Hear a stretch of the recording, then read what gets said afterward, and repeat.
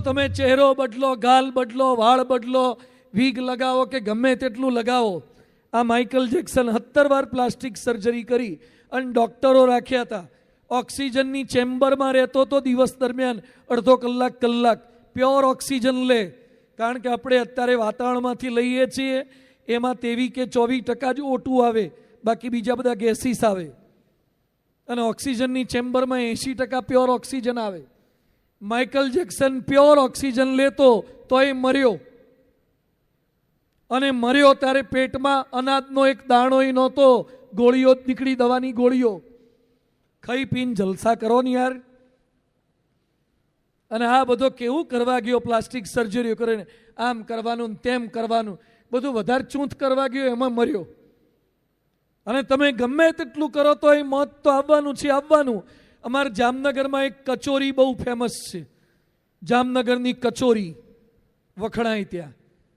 બહુ લોકો કચોરી લેવા આવે અને 15-20 માણસો કચોરી આપવાવાળા હોય, બનાવવાવાળા તો જુદા પાછા. તે કચોરીની દુકાનના જે માલિક હતા ને એ બેઠા હતા અને પછી કોઈક એવું આવ્યું હશે એટલે ઊભા થયા હશે. ઊભા થયા ત્યાં જ હાર્ટ એટેક આવ્યો ને ભપ કરતા પડી ગયા, ત્યાં મરી ગયા. એકેય કચોરી ખાવા રહ્યા નહીં. કચોરીની દુકાનમાં ગુજરી ગયા. આ શરીર છે. પ્રમુખ સ્વામી મહારાજ કહેતા રોગનું ઘર છે. રોગનું ઘર છે. રોગ આવવાના જ, પ્રશ્ન આવવાના જ, દુઃખ આવવાના જ. તકલીફ તો થાય. અમારા રાજકોટમાં એક છોકરાને ગાડી ઉપર પેલી name plate, number plate, sticker, જય શ્રી સ્વામિનારાયણ કે જય માતાજી કે આ બધું એ બિન સત્સંગી જેવો હતો અને ચોંટાડતો હતો, મંદિરની ગાડીને ચોંટાડી આપતો હતો. તે એને એકવાર ગાડી પરથી લપસ્યો. હવે ગાડી તો કંઈ 15-20 ફૂટની ઊંચી ના હોય, નાની 4 વ્હીલર જ હતી. તેમાં પણ કોણ જાણે હાથ પર વજન આવી ગયો, તે ફ્રેક્ચર થઈ ગયું. હવે ફ્રેક્ચર થાય તો મહિને કે 2 મહિને કે 3 મહિને હરખું થઈ જ જાય, મટે ભાઈ, થોડો ઘણો દુખાવો રહે. એમાં ડિપ્રેશનમાં આવી ગયો કે મને હાથે ફ્રેક્ચર થઈ ગયું ને હવે હું ધંધો કરી તે કરીશ, અને પંખે લટકીને મરી ગયો. ભાઈ આવા નાના રોગમાં પંખે લટકીને મરી જવાય યાર. રોગ થવાના જ. શરીરે રોગનું ઘર છે. નાની મોટી તકલીફ થવાની જ. કાળા ડાઘ થશે ને ધોળા ડાઘ થશે ને. એક ભાઈ મને રાજકોટ મંદિરે મળ્યા, દાદા હતા. મને કે ઢીચણ પર હાથ ફેરવો ને. તે મેં વળી હાથ ફેરવ્યો. મેં કીધું શું થાય છે? મને કે બહુ દુખાવો થાય છે અને બહુ ફ્રિક્શન થાય છે, ઢીચણમાં દુખે છે. તું કેટલી ઉંમર થઈ? મને કે 78. બધું હવે તો વેરેન્ટેજ આવે જ ને. હવે આવું જ રહેવાનું બધું, ધીમે ધીમે. હવે તૈયારી કરવાની, એક જગ્યાએ બેસી રહેવાનું, ભજન કરવાનું. પણ હવે જાત જાતનું બધા ટેવ પડી હોય ને, ભગવાન દાંત પાડી નાખે તો પાછા ચોકઠા પહેરે ને શેરડીના હાંઠા ઉલાળે, પાછા ટોસ ખાય. પણ ભગવાને દાંત પાડી દીધા એટલે ભગવાન કહે છે કે હવે કડક ચાવવાનું બંધ કરો, પોચું ખાઓ, માપનું ખાઓ. પણ તો અંદરથી વૃત્તિ જતી નથી તો રોગ થવાના. શરીરમાં અકસ્માત ગમે ત્યારે થાય. હાથ પગ કપાઈ જાય, આંગળીઓમાં એ વાગે. અમારે એક છોકરો કમ્પ્યુટર એન્જિનિયર અને કોલેજમાં 2nd યર કમ્પ્યુટરમાં પેલું ડ્રોન બનાવવા ગયો. તે ડ્રોન બનાવતો હતો, એને ડ્રોન બનાવ્યું સરસ, એમાં પંખો છટક્યો અને પાંખ એટલી સ્પીડમાં ફરતી હોય તે આંખમાં ઘૂસી ગઈ. તે આંખે એક આંખ ફૂટી ગઈ. 2nd યર એન્જિનિયરિંગ, કમ્પ્યુટર એન્જિનિયરિંગમાં બોલો આવું થયું. શું કરવાનું હવે? કોનો વાંક કાઢવાનો? ડ્રોનનો વાંક? સાહેબનો વાંક? કોનો વાંક કાઢવાનો? તો જિંદગીમાં કેટલાક દુઃખો તમને આવશે જ, પ્રશ્ન થવાના જ. અમારે આંખની તકલીફ થઈ છે. આ કાળા ચશ્મા પહેર્યા છે એ શોખના નથી પહેર્યા, વટ પડે એટલે નથી પહેર્યા. ઘણા કે બાપજીને જલસા છે, કાળા ચશ્મા લગાવીને આવે છે. તો કાળા ચશ્મા એના નથી લગાયા, આ લાઈટો નથી દેખાતી ને એટલે પહેરવા પડે છે. 3 વર્ષથી આંખમાં તકલીફ થઈ છે, શતાબ્દી પહેલાથી. કોરોના વખતના ભાગથી.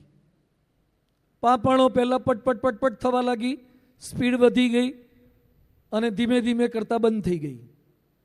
પાંપણ જ બંધ થઈ ગઈ. 1.5 વર્ષ મારી પાંપણ સંપૂર્ણ બંધ રહી છે. 1.5 વર્ષ પાંપણ બંધ રહી છે. મને બ્રશ ઉપર ટ્યુબ લગાવતાય ફાવે નહીં. કોક ટ્યુબ લગાવી આપે, કોક નવડાઈ જાય, કોક કપડાં પહેરાવે.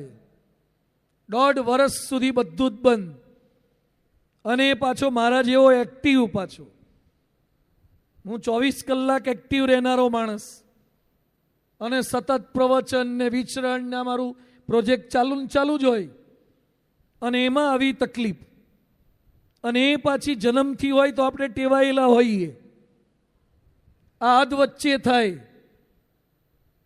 અને આ ઉંમરે થાય, કઈ રીતે ખબર પડે તમને કે આ શું થયું અચાનક?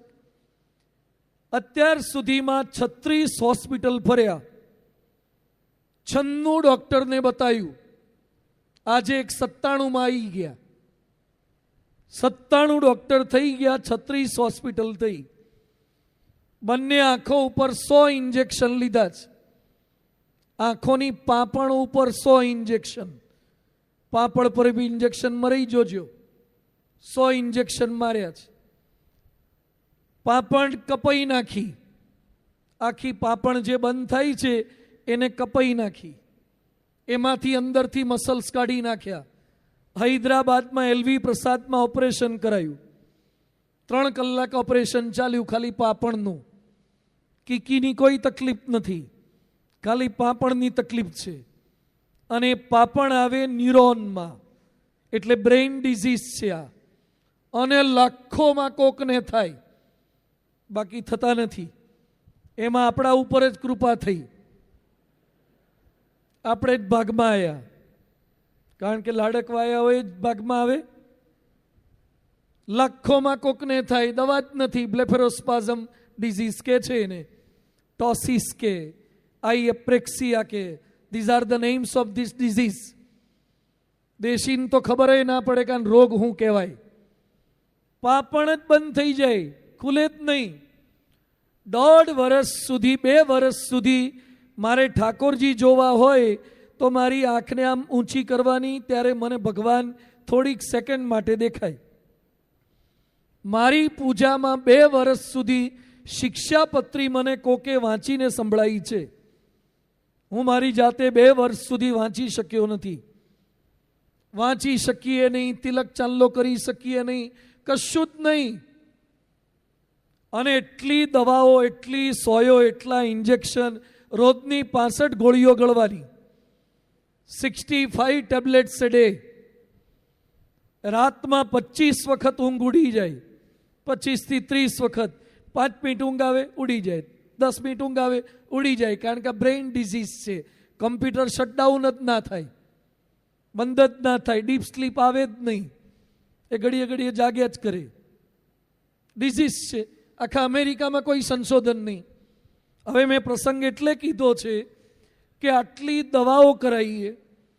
મહાન સ્વામી મહારાજને હું આના માટે નહીં તો 15 વાર મળ્યો હોઈશ. ઈશ્વર સ્વામી, સદગુરુ, સંતો બધાએ આશીર્વાદ આપ્યા અને બાપા પાસે એટલી વાર લઈ ગયા. મહાન સ્વામી મહારાજે 24 વાર પાંપણો પર હાથ ફેરવ્યા છે. 24 વાર પાંપણ પર હાથ ફેરવ્યા છે. ચપટીઓ વગાડે, સારું થઈ જ જશે, સારું થઈ જ જશે, એકદમ ખુલ્લી જશે, દેખતા થઈ જ જવાશે. આવું 3.5 વર્ષથી બોલતા હતા. મને કે બોમ્બે જાઓ, તે બોમ્બે જવાનું. પાછું કશું થાય નહીં એટલે પાછું રિપોર્ટ આપવા આવવાનું. મને કહેવાય હૈદરાબાદ જાઓ, હૈદરાબાદ જવાનું, કશું થાય નહીં. ચેન્નઈ જાઓ, ચેન્નઈ ગયા. કેરલા જાઓ, કેરલા ગયા. ધર્મશાલા જાઓ, દિલ્હી જાઓ, હોમિયોપેથી કરો, આયુર્વેદિક કરો. બધી પેથી કરી નાખી. એટલી પેથી કરી તોય હરખું થયું નહીં શરૂઆતમાં. એક ભાઈ મને કહેવાયા, મને કે તમે આટલી સેવા કરો છો, ભક્તિ કરો છો, તોય તમને આટલી તકલીફ પડી. આટલી દવા કરો છો તોય હારા નથી થવાતું. મારી પાસે એક દવા છે. શું દવા? મન કે હવે કોઈ દવા કરવાથી સારું ના થાય, તમારી તકલીફ જ બીજી છે. શું તકલીફ છે? મને કે કોકે કંઈક કરી નાખ્યું છે.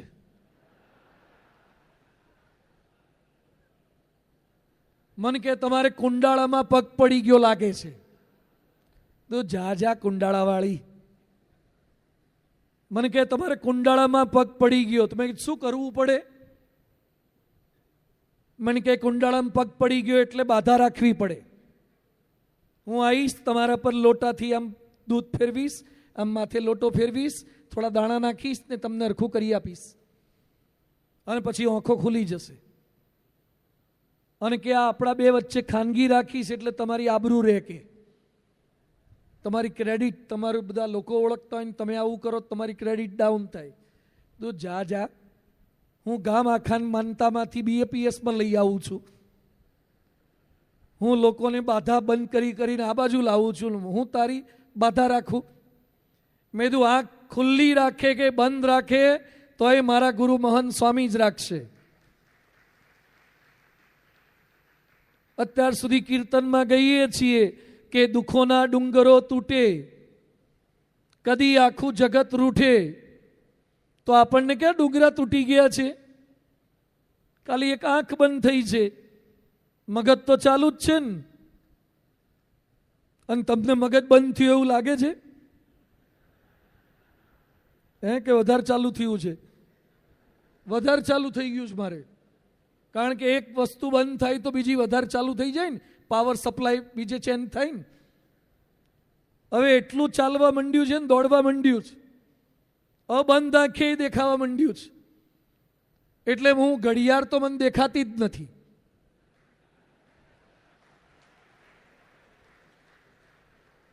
મને સ્ટેજ પર બેસું ને એટલે આ જીતુભાઈ જેવા કોક ને કોક હોય ને પાછા કહી જાય, મને કે સ્વામી સામે ઘડિયાળ છે, એક સ્ટેજ પર છે, એક સામે લગાવી છે, દેખાય છે ને એક્ઝેક્ટ. એટલે હવે હું દર વખતે બધાને કહી દઉં છું, ચોખ્ખું જ સંભળી દઉં છું, મને કોઈ ઘડિયાળ દેખાતી નથી. મને જ્યારે દેખવું હોય ત્યારે જ જોઉં છું. હવે મને સાધુ થયા પછી આપણે એકના એક દીકરા એન્જિનિયર થયેલા હોઈએ, મા બાપ છોડીને આવ્યા, આજીવન 30 વર્ષથી સાધુમાં સેવા કરીએ છીએ અને નિસ્વાર્થ ભાવે સેવા કરીએ છીએ. અહીંયા પારાયણ કરીને આટલું કલાકો બોલીએ છીએ, આ ગળાની પીનો ઘસી નાખીએ છીએ, તો તમે શું આપવાના? અને કેટલા રૂપિયા અમે લઈ જવાના? અમારા માટે શું રાખવાના? એક રૂપિયોય નહીં. 12 ભાગવતની કથા કે રામાયણ કે મોટિવેશનલ સ્પીકરો જેટલા છે ને, એ 50,000 ને લાખ રૂપિયા વગર એક પ્રવચન નથી આપતા. 1 કલાક ના બોલે, 1 કલાક મોટિવેશનલ સ્પીચ આપવાના લાખ રૂપિયા ભાવ ચાલે છે સામાન્ય સ્પીકરનો. અમે 1 રૂપિયો લીધા વગર હજારો સ્કૂલો, કોલેજોમાં, જાહેર કાર્યક્રમોમાં, ક્લબોમાં બધે જ પ્રવચન આપવા જઈએ છીએ. આટલા વર્ષો સુધી સેવા કરી તો એ મારે ભગવાનની સામે ના પડવું જોઈએ કે આ જ ફળ આપ્યું?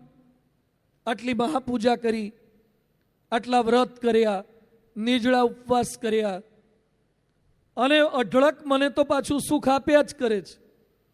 પથરી, બંને કિડનીમાં અત્યારે 12 પથરીઓ છે. આજે ભગવત સ્વામી જમાડતા હતા ત્યાં મેં ગોળી લીધી. એ શેની લીધી? પથરીની લીધી. કારણ કે અત્યારે રાત્રે જ ઉપડ્યો. અત્યારે હું જમવા બેઠો તો ત્યાં જ મને પથરીનો દુખાવો ઉપડ્યો, તો મેં પથરીની ગોળી અત્યારે જ લઈને આવ્યો. અત્યાર સુધી 9 પથરીના ઓપરેશન થયા છે. કિડની કાપીને ઇરોટ્રોસ્કોપી કરીને કાણા પાડી 9 વખત. હવે અમારા ડૉક્ટર પાસે કોઈક પથરીનો પેશન્ટ આવે તો મારી પાસે મોકલે છે કે એમને વધારે ખબર છે શું કરવું. એટલી દવાઓ મને ખબર પડી ગઈ છે પથરીની. તો શરીરમાં રોગો, દુઃખો, પ્રશ્નો આવે એટલે કે હિંમત હારી જવાની હોય? હવે એમાં કહી દઉં કે મહંત સ્વામી મહારાજની અઢળક કૃપા છે જ. ભગવાન અહીંયા ઠાકોરજી પધરાયા છે એમાં વર્ષમાં 2 વખત વિશિષ્ટ પ્રસાદ આપણને મળે છે. એક ધનુર્માસમાં શીરો અને બીજો ચૈત્ર માસમાં લીમડો. લીમડાનો રસ આવે ચૈત્ર માસમાં. ધનુર્માસના શીરામાં બહુ લાઈન લાગે. જે કોઈ દાડો ના આવતા હોય ને એ મંદિરે આવતા થઈ જાય. આપણે પૂછીએ કેમ શણગારમાં? ના કે આવો પવિત્ર મહિનો છે તો આવવું જ જોઈએ ને. પણ પેલો ચોખ્ખો ઘીનો શીરો છે એટલે ઘણા બધા ચોખ્ખો ઘીનો શીરો ખાવા આવે. પણ ચાતુર્માસમાં પેલો ચૈત્ર મહિનામાં લીમડાનો રસ આવે, એમાં આવે જા લીમડાનો રસ પીવા. અમારા ઘનશ્યામ બાપામાં એવું થાય. ઘનશ્યામ બાપાને છે ને લીમડાનો રસ બિલકુલ ફાવે નહીં. ભગવત સ્વામીને એવું જ છે ને, એમને ગળી રોટલી જ ફાવે. એકવાર તમને પીવડાવો છે. હા, પીવડાવ્યો હતો ને બાપાએ? ના, આખો મોટો જમ્બો ગ્લાસ. તે ઘનશ્યામ બાપા સારંગપુરમાં આવ્યા પ્રમુખ સ્વામી મહારાજની સામે. એ બધા બેઠા હતા અને હતો દ્રાક્ષનો જ્યુસ. હા, અને એ અને ચૈત્ર મહિનો હતો એટલે લીમડાનો એ રસ હતો. તે પ્રમુખ સ્વામી મહારાજે ઘનશ્યામ બાપાને બોલાય. એને બધા બોલ્યા સંતોને ખબર નહીં કે આ લીમડાનો રસ જ હશે. પણ પ્રમુખ સ્વામી મહારાજે યુક્તિ કરી હતી. એ તો બહુ એક્સપર્ટ હતા અને કૃષ્ણવલ્લભ સ્વામી પાછા ઘનશ્યામ બાપાના હેતવાળા એટલે યુક્તિ કરી હતી. તે પ્રમુખ સ્વામી મહારાજના ભોજનના થાળમાં 2 ગ્લાસ હતા. એક દ્રાક્ષનું પાણી જ્યુસ અને બીજું લીમડાનો રસ. તે બધાએ કીધું ઘનશ્યામ બાપાને પાવો જ, આજે પાવો જ. તે બાપા કે આવો ત્યારે. તે બધા ના બધા બહુ જોર કર્યું. બાપાએ પાછા બોલાયા એટલે ઘનશ્યામ બાપા પરાણે ગયા કમને. અને બાપાએ આખો ગ્લાસ આપ્યો કે આટલું બધું ના હોય. ના કે પીવું જ પડે, તમારે લેવું જ પડે. તે બાપાએ ગ્લાસ આપ્યો ને એમણે પહેલું કર્યું નાક બંધ. અને નાક બંધ કરીને આમ સીધું ગડગડાઈ ગયા. પછી ખબર પડી કે આ તો દ્રાક્ષનો જ્યુસ હતું. આમ પછી બાપાને કે પહેલા કેવું જોઈએ ને તો ધીમે ધીમે એક સીપ મારત. પ્રમુખ સ્વામી મહારાજ કે જેટલું દ્રાક્ષનું જ્યુસ પીતા ફાવે છે એટલો લીમડાનો રસ પણ ઉત્સાહથી પીવો જોઈએ, કારણ કે એ પણ સત્પુરુષનો જ આપેલો છે. તમને દીકરા આપે તો પણ સત્પુરુષ આપે છે અને દીકરી આપે તો પણ સત્પુરુષ આપે છે. તમને સુખ આપે તો પણ સત્પુરુષ આપે છે અને દુઃખ આપે તો પણ સત્પુરુષ આપે છે. તો નાના મોટા દુઃખોમાં ડરી શું જવાનું? અમારે તો કંઈ નથી. અમારા દેવચરણ સ્વામીને જોવો. પૂજ્ય દેવચરણ સ્વામીએ પ્રમુખ સ્વામી મહારાજની વર્ષો પહેલા, જે સમયે મર્સિડીઝ નહોતી, ટ્રેનો હતી, ટ્રેક્ટર હતા, બળદગાડા હતા, ચાલતા જવાનું, અને એ સમયે દેવચરણ સ્વામી પ્રગટ ભગતે બાપાની જે સેવા કરી છે, ગજબની સેવા કરી છે, તકલીફોમાં સેવા કરી છે અને પ્રમુખ સ્વામીનો પાવર સહન કરીને સેવા કરી છે. જેવો બોચાસણનો ટાવર એવો પ્રમુખ સ્વામીનો પાવર વેઠવો પડશે, સત્સંગમાં રહેવું પડશે. આવો પાવર હતો પ્રમુખ સ્વામી મહારાજનો. ભગવતચરણ સ્વામીએ ઘણો લાભ લીધો છે. મને 5-7 વાર લાભ મળી ગયો છે. શોર્ટ સર્કિટ થઈ ગયું હતું. આ પ્રમુખ સ્વામીના તમે શાંતિવાળા પ્રસંગો ઘણા છે ને તમને ખખડાવે ને, કોઈની તાકાત નથી કે ઊભો રહે. આ પણ પાછા થોડાક ગાવેડું હતા. તે બાપાની હામાં થાય. પણ એ તો બાપાએ નક્કી કર્યું હોય ને કે એમને બોલવા દેવા છે એટલી જ વાર. બાકી આમની એ તાકાત નહીં કે પછી બોલીએ કે. પણ પ્રમુખ સ્વામી મહારાજ રમાડે ને આ પાછા સામે આનંદ કિલ્લોલ કરે. આ પાછા કે આપણે બહુ ઉતાવળ ન કરવી, હાય ના કરવી, શાંતિથી બધું થવાનું જ છે. તમે બેહી રહો તો અમે બધા સારું કરવાના જ છીએ. એમ બાપાને પાછા ધીરજ આપે. પણ પ્રમુખ સ્વામી મહારાજનો પાવર એવો, આ બધો દેવચરણ સ્વામીએ સહન કરેલો, છતાંય એ દેવચરણ સ્વામીને બ્રેઇન સ્ટ્રોક, પેરાલિસિસનો એટેક, વર્ષોથી દેવચરણ સ્વામી પથારી વસશે. આજે એમને કપડાં પહેરાવા પડે છે, એને બાથરૂમ પણ કોક કરાવડાવે છે. કેટલી તકલીફ કહેવાય. તો સત્સંગમાં આવ્યા એટલે આપણે ખાલી શરીર સારું રહે એટલે આવવાનું હોય? મહારાજે ગરડા પ્રથમના 70માં લખ્યું છે, દેહ સારું રે માંદું છે તો સાજું થાય, એના માટે સત્સંગ ના કરવો. સત્સંગ કરવો તે જીવના કલ્યાણને અર્થે કરવો. સત્સંગ આપણે કઈ બીમારી ટાળવા માટે નથી કરતા. ભગવાન ક્યારેક સાજા કરે ખરા, ક્યારેક ના કરે. એમનું કેલેન્ડર જુદું છે. મને 3.5 વર્ષથી કે કરતા હતા, થઈ જશે થઈ જશે થઈ જશે. કોઈને વિશ્વાસ નહોતો આવતો. પાપણો જ અંદર જતી રહે આંખમાં, વાગે 24 કલાક કપચી નાખી હોય એવું જ થાય. અને આટલી તકલીફ અંદર વખતે બોલ્યા કરે, પત્ર લખ્યા કરે, ફોનમાં આશીર્વાદ આપ્યા કરે. એકવાર ફોન કર્યો બોચાસણ તો 15 મિનિટ કશું જ બોલે નહીં મહંત સ્વામી. હું એકલો બોલ કરું, પછી હું થાક્યો, બંધ થયો. તો સ્તુતિપ્રિય સ્વામી કે બાપા આટલું બોલે છે, આટલી તકલીફ છે, સંતો બીજા બોલે છે, તો શું કરો છો? મને કે હું વિચાર કરું છું. મહંત સ્વામી હા એ કે હું વિચાર કરું છું કે હવે શું કરવું. તો તમારે વિચાર કરવાનો હોય. પાછા એકવાર ગયા તો મને કે હું તમને રોજ યાદ કરીને પ્રાર્થના કરું છું. બધું પ્રાર્થના તો અમારે બહેનો ભાઈઓ બધા બહુ કરે જ છે. પ્રાર્થના સિવાયનું આવડતું હોય કહો. તે ગોંડલમાં મળ્યા છેલ્લે અન્નકૂટ વખતે, તો મને કે બહુ દુઃખ કહેવાય, તો બહુ તકલીફ કહેવાય. મને કે તમારું દુઃખ જોઈને મને કંઈક થઈ જાય છે. તો કંઈક કરવાની જરૂર નથી, ખાલી મટાડવાની જરૂર છે. કંઈક શું થઈ જાય છે મટાડવાને? બધા સંતોએ કહેતા હતા, બધા જ સંતો કે. પછી મેં એમને કીધું, એટલે મેં તો બહુ અડધો કલાક એમની જોડે આંખ માટે જ વાતો કરી છે ને ગોષ્ઠી કરી છે. પણ દર વખતે હાથ ફેરવ્યા કરે ને દેખતા થઈ જવાશે ને. અત્યારે પણ હજી થોડી તકલીફ છે તો એ આપશે. એમણે જ્યારે નક્કી કર્યું હશે, એમને જ્યારે ગણિત હશે ત્યારે કરશે. બીજું બધું તો સલામત છે.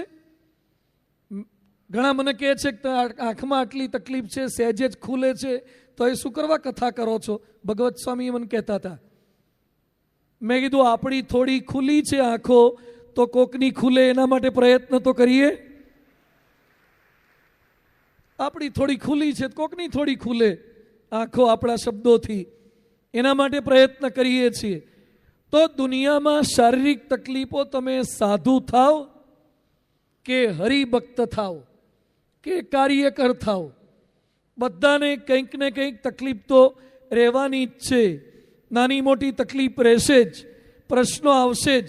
યોગીજી બાપાને પોતાને મરડો, રોટલી ખાઈ શકે નહીં, પેશાબમાં તકલીફ. યોગી બાપા 15 મિનિટ બેસે ત્યારે પેશાબ માંડ ઉતરે. પેશાબ પણ ન કરી શકે યોગી બાપા.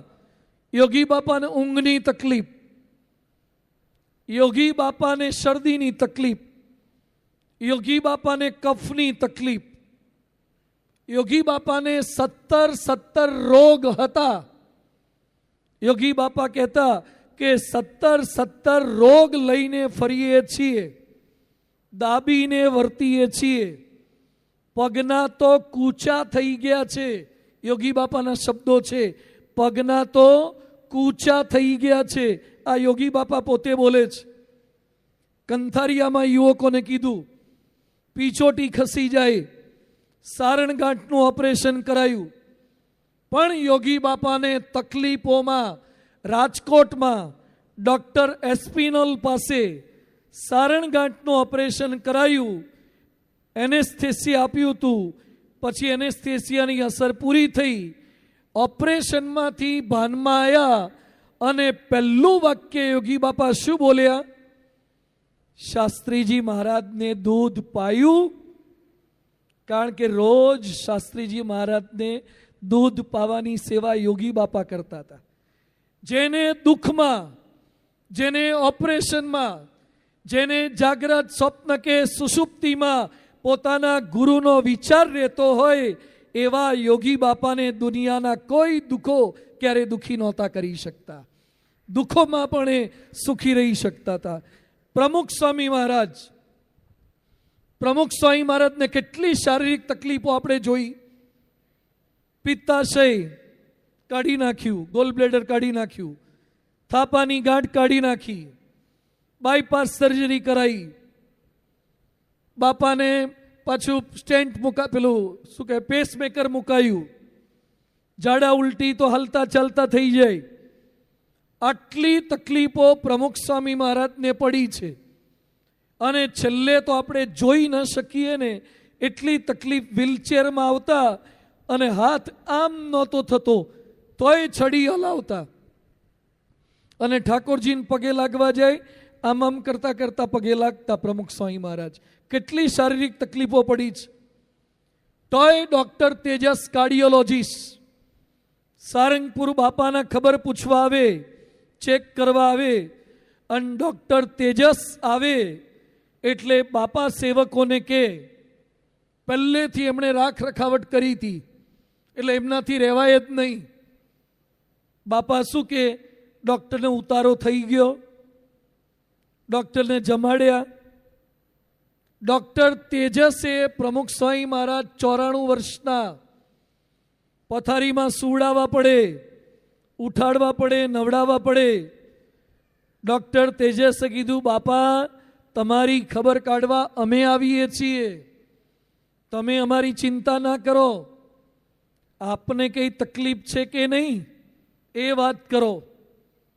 ત્યારે પ્રમુખ સ્વામી મહારાજ શું બોલ્યા સાંભળજો. 94 વર્ષે પ્રમુખ સ્વામી મહારાજ કે શાસ્ત્રીજી મહારાજ મળ્યા, યોગી બાપા મળ્યા, હવે તકલીફ છે નહીં.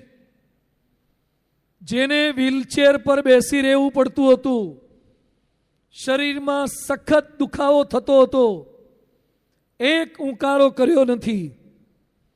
અનેક વાર તો દુર્ઘટના બની ગઈ કે પ્રમુખ સ્વામી મહારાજ વ્હીલચેરમાં બહાર આવતા હતા અને શરત ચૂકથી વ્હીલચેરમાંથી બાપા નીચે પડી ગયા.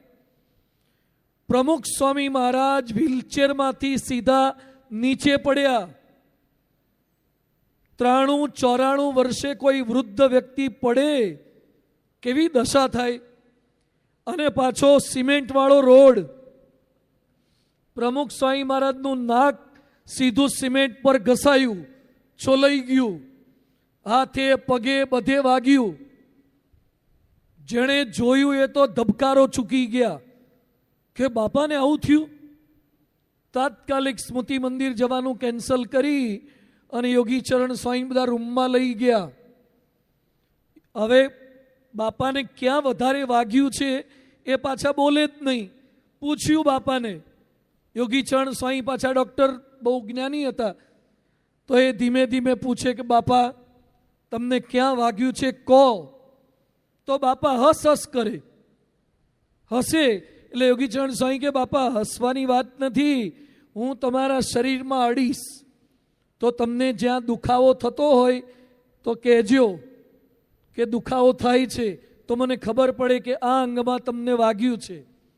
તો બાપાને અહીંયા અડે બાપા પાછા હસે કે ગલી પછી થાય છે. હવે દુખાવો થાય છે એ વાત કરતા નથી, સજ્જે ફરિયાદ ના કરી તોય બાપા કે મારે ઠાકોરજીના દર્શન કરવા જવું છે, મને અંદર કેમ લઈ આવ્યા? તો બધા કે ના જવાય, વાગ્યું છે. પણ માનતા જ નહોતા. તો યોગી ચરણ સ્વામી અરીસો લાયા અને અરીસામાં મોઢું બતાવ્યું કે નાક છોલાઈ ગયું છે, આટલું વાગ્યું છે, હવે ના જવાય બહાર. માને જ નહીં. વિડીયોમાં પછી માંડ દર્શન કરાયા.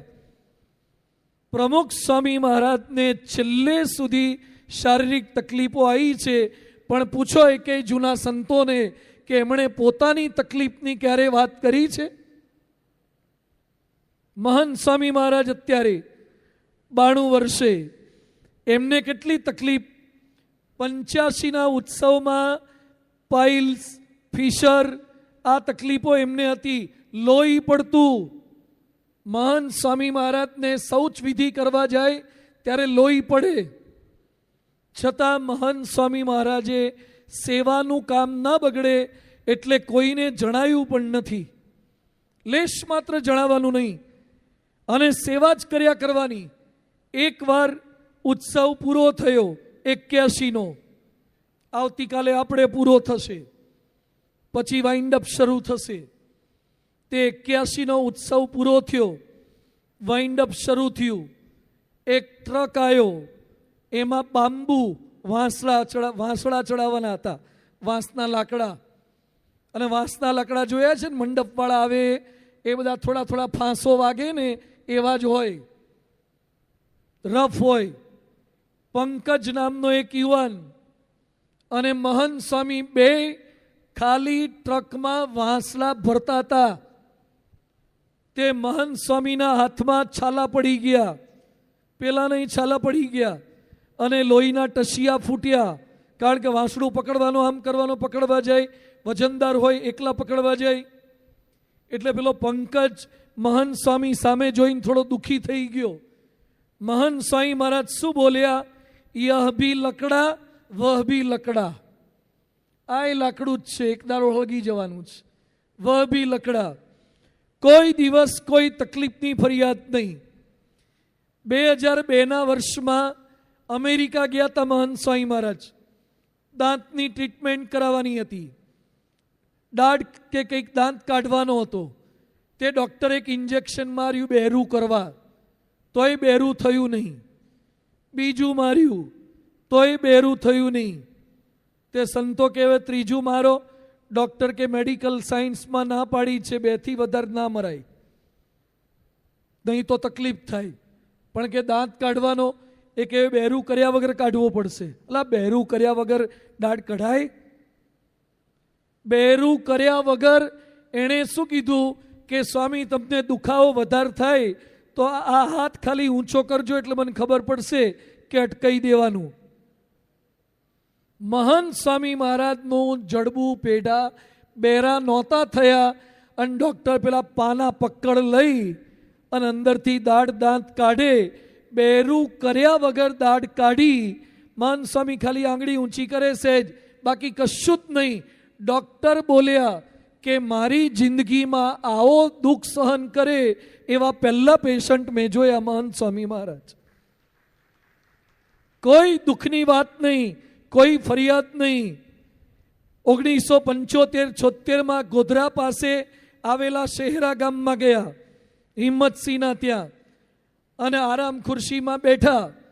એમાં લાકડાની ખુરશી હતી અને 2 લાકડાની પટ્ટીઓ વચ્ચે સ્ક્રૂ નટબોલ્ટ આવે, એમાં આંગળી ઘૂસી ગઈ અને ટેરવું આખું તૂટી ગયું. મધ્યમાં આંગળીનું ટેરવું જ તૂટી ગયું, માંસથી લટકી રહ્યું. આવી તકલીફ મહંત સ્વામી મહારાજને થઈ. ડૉક્ટરે ટાંકા લીધા વગર ખાલી પટ્ટી મારી દીધી. હવે ટાંકા લેવા પડે, આખું નમી ગયું તું, લટકી ગયું તું, ટાંકા ના લીધા ને ખાલી પટ્ટી મારી દીધી. અસહ્ય દુખાવો થતો હતો, પણ મહંત સ્વામી મહારાજે કોઈ ફરિયાદ કરી નથી. સાંભળો હવે 1975નો પ્રસંગ, જવારજ વાળો. મહંત સ્વામી મહારાજ સારંગપુરથી ફાર્ગો ગાડીમાં બેઠા. 17 જણા બેઠા હતા એક ગાડીમાં. ફાર્ગો ગાડી એવી જૂની આવતી હતી, અને એમાં એક્સિડન્ટ થયો જવારજ ચોકડી પાસે.